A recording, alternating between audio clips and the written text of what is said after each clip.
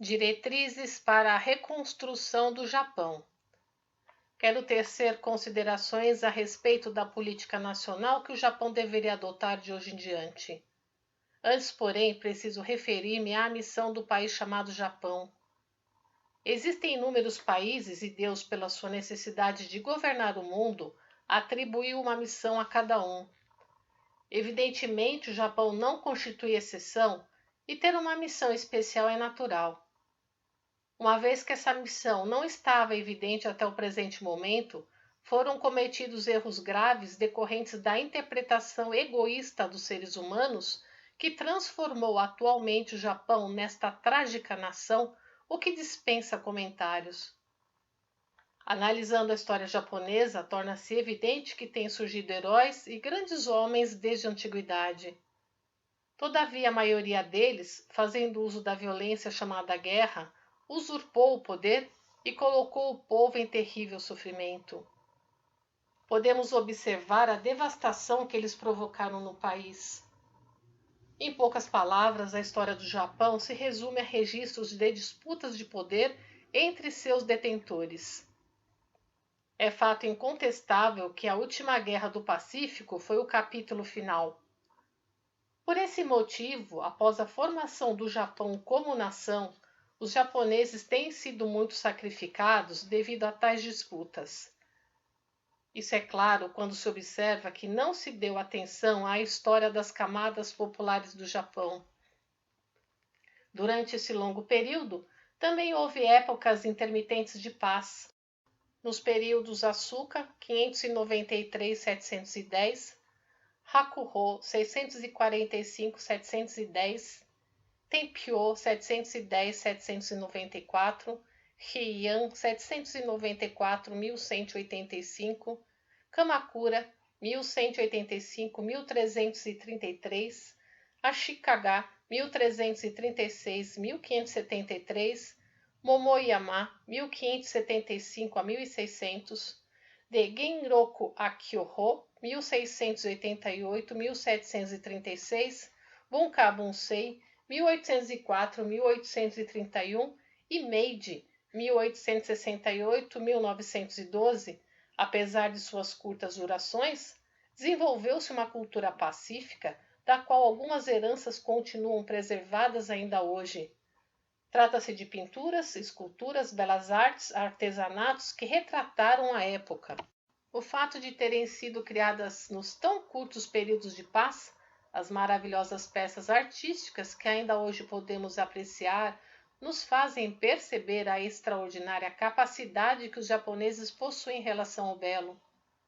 A seguir, temos a natureza peculiar do Japão. Os turistas que têm visitado o país afirmam que nenhum outro possui paisagens tão lindas e ricas em beleza natural como o nosso e que ele é um dos que apresenta a maior variedade de plantas, árvores e flores. Exaltam também as mudanças das estações do ano, que não se comparam com as dos demais países. A evidência disso está nas alterações do cenário natural, nas flores da primavera, nas folhas verdejantes do verão, no vermelho da folhagem de outono e nas folhas secas do inverno, cada qual expressão da beleza de sua estação. É igualmente uma peculiaridade dos japoneses a técnica de aplicação da beleza natural das madeiras e de outros materiais nas construções. Os estrangeiros ficam extasiados com a simplicidade das belas artes e do artesanato, com a elegância e requinte das pinturas nihonga, com a originalidade do makie e com as cerâmicas e porcelanas. Kyoto e Nara escaparam dos bombardeios aéreos durante a última guerra, graças à interferência do professor Langdon Warner, 1881-1955, que não obstante ser estrangeiro e pela compreensão que tinha sobre a arte japonesa, se empenhou em prol da preservação daquelas cidades. A grande variedade de alimentos provenientes do mar e do campo, as técnicas culinárias que conseguem vivificar o sabor natural de cada um desses alimentos constituem uma cultura peculiar. Fazendo uma análise de tudo o que foi exposto, podemos perceber a missão inata do Japão. Sem dúvida alguma, trata-se de fazer com que a humanidade eleve seu sentimento proporcionando lazer e enriquecendo o pensamento pacifista por meio da apreciação da beleza natural e da beleza artificial. Em termos mais concretos, seria tornar o território japonês um grande jardim público do mundo e uma fonte de todas as expressões do belo. Entretanto, ao invés de cumprir sua verdadeira missão, o Japão, tendo como bandeira o militarismo, entregou-se a este por longo tempo, sem pensar em mais nada. Quando os japoneses despertarem para o significado disso tudo e refletirem profundamente, poderão compreender o quanto estavam equivocados. Vejam a inédita situação de desarmamento militar em que o país se encontra em decorrência da derrota sofrida na guerra.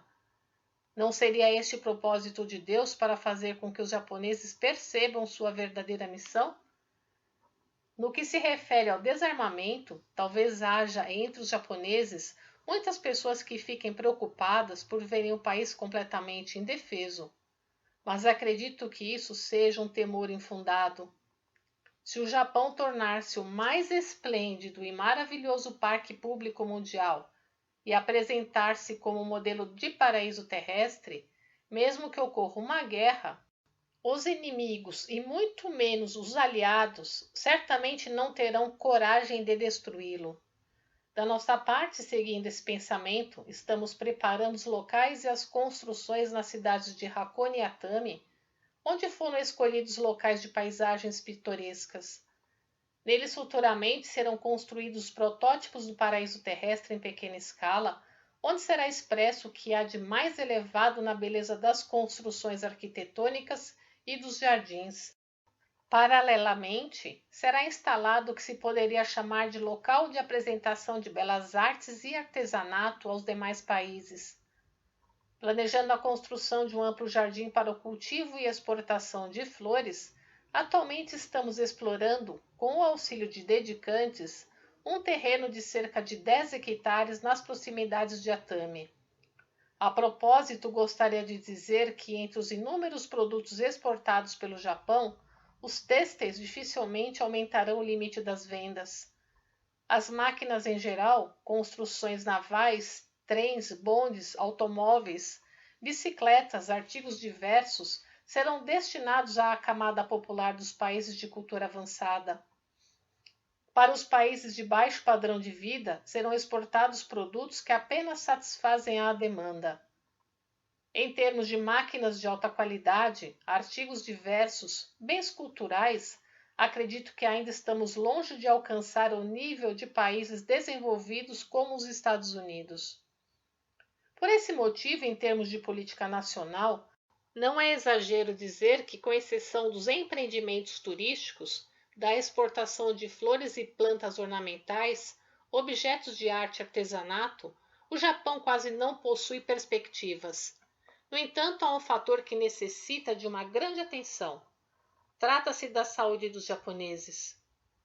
Por mais que tenhamos instalações turísticas perfeitas e que nos tornemos alvo de admiração dos visitantes, se houver propagação da tuberculose e de outras doenças contagiosas no Japão, mesmo que desejemos convidá-los a nos visitar, é como se deixássemos trancado o portão da bela mansão. Outro ponto importante é o que se refere às hortaliças e legumes de produção japonesa.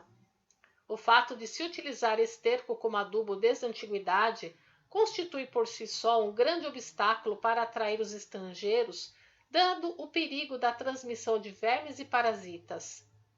O ideal seria a prática do método de cultivo com jorei e sem adubos que nossa igreja preconiza.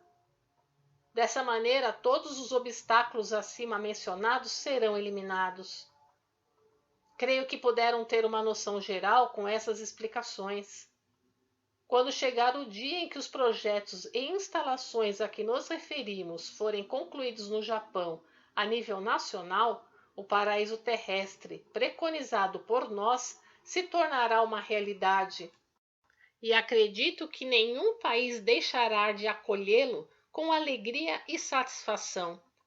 Jornal Riccari, edição extra, 30 de maio de 1949. Compartilhe os ensinamentos de Meishu Sama.